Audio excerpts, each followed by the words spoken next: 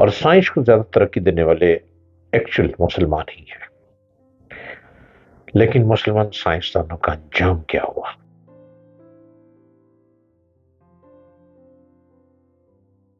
Hello, السلام علیکم.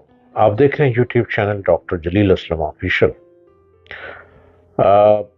مسلمانوں میں بہت سے سائنسدان ابھی بھی موجود ہیں اور پرانے زمانے میں بھی سائنسدان موجود تھے، اور سائنس کو زیادہ ترقی دینے والے ایکچوئل مسلمان ہی ہیں. لیکن مسلمان سائنسدانوں کا انجام کیا ہوا؟ مسلم سائنس دانوں کا جو حشر مسلمانوں کے ہاتھوں ہوا وہ عوام کو نہیں بتایا جاتا. آج بڑے فخر سے کہا جاتا ہے کہ وہ ہمارے مسلم سائنسدان تھے. ابن رشد یورپ کی نشاط ثانیہ میں ان کا بہت زیادہ کردار ہے. اندلس کے مشہور عالم ابن رشد کو بے دین قرار دے کر اس کی کتاب میں آگ میں ڈال دی گئی، کتابوں کو جلا دیا گیا. اس عظیم عالم نے زندگی کے آخری دن ذلت اور گمراہی کی حالت میں بسر کیے. ابن سینا جدید طب کے بانی ابن سینا کو بھی گمراہی کا مرتکب اور مرتد قرار دیا گیا. مختلف حکمران اس کے تعاقب میں رہے اور وہ جان بچا کر چھپتا پھرتا رہا. اس نے اپنی وہ کتاب جو 600 سال تک مشرق اور مغرب کی یونیورسٹیوں میں پڑھائی گئی، یعنی القانون فی الطب، حالت روپوشی میں لکھی.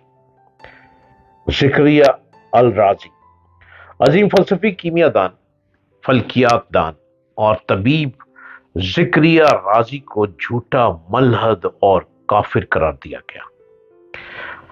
حاکم وقت نے حکم سنایا کہ رازی کی کتاب اس وقت تک اس کے سر پر ماری جائے جب تک یا تو کتاب نہیں پھٹ جاتی یا رازی کا سر.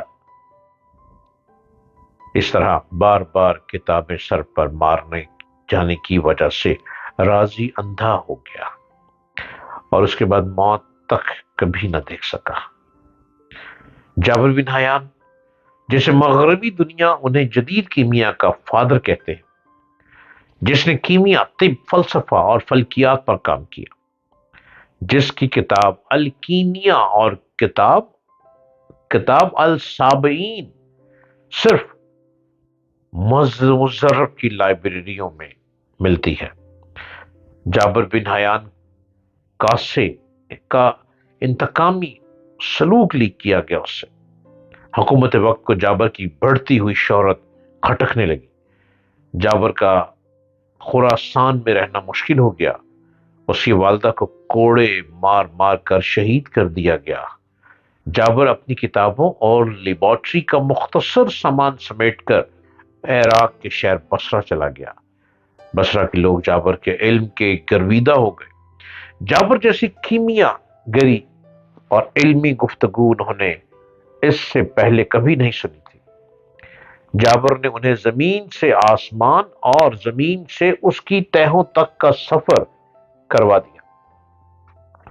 حاکم بصرہ کو بھی اس کی شہرت برداشت نہ ہوئی. حاکم کے درباری جابر کی بڑھتی ہوئی علمی شہرت اور مسلکی اختلاف کو حکومت کے لیے خطرہ سمجھنے لگے. ایک دن جابر کو الزامات کی زد میں لا کر قاضی بصرہ کے سامنے پیش کیا گیا. قاضی نے حاکم کے ایما پر جابر کو سزائے موت سنا دی. اور یوں جس جابر بن حیان کو آج مغرب فادر آف بابائے کیمیا کہتی ہے، اس کی کیمسٹری، کیمیا گری، علم اور سائنسی ایجادات کو اس کے اپنے ہم مذہبوں نے جادوگری، کذب اور کفر قرار دے دیا.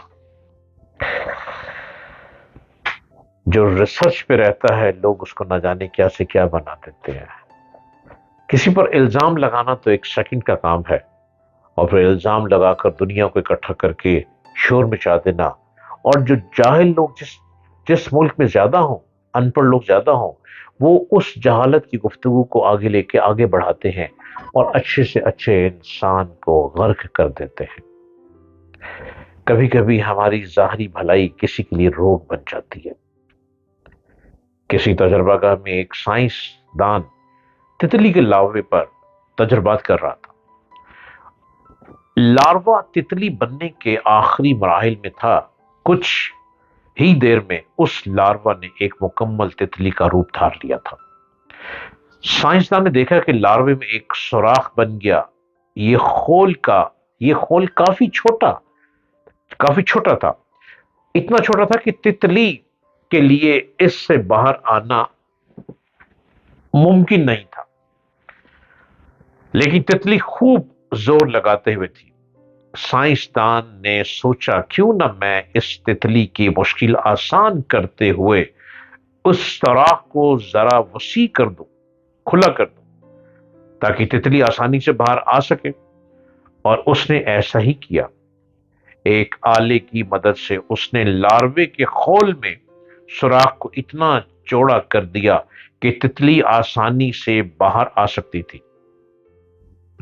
آخرکار تتلی ذرا سی دیر میں لاروے سے باہر آ گئی، مگر سائنس دان کو اس وقت شدید حیرت ہوئی جب اس نے دیکھا کہ تتلی باوجود کوشش کے اڑ نہیں پا رہی، حتیٰ کہ اس کے پر تک پورے نہیں کھل رہے۔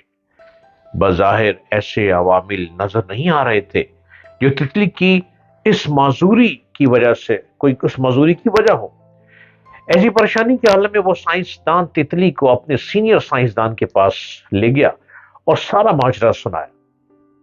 پھر سینئر سائنسدان نے بتایا کہ جب تتلی لاروے سے باہر آنے کے لیے زور لگا رہی ہوتی ہے تو اس وقت چند مادے اس کے پروں میں سرایت کر جاتے ہیں۔ انہی مادوں کی وجہ سے تتلی کے پروں میں جان آتی ہے اور تتلی اڑنے کے قابل ہو جاتی ہے۔ زندگی بھی ایک ایسی تتلی ہے جو مشکلات کے لاروے میں بند ہے۔ مشکلات سے گزر کر ہی زندگی اپنے اصل مقصد کو پاتی ہے۔ اپنی کوشش جاری رکھنے اور دوسروں پر انحصار نہ کریں، دوسروں سے توقعات نہ لگائیں، صرف اللہ سے توقعات لگائیں۔ آپ کی مشکلات اللہ اور خود آپ کے سوا کوئی دوسرا دور نہیں کر سکتا۔ ہر چیز ہمیں کوئی نئی بات بتاتی ہے۔ تتلی کی منطق دیکھیں، ہر چیز میں ہر مسئلے کا حل موجود ہے۔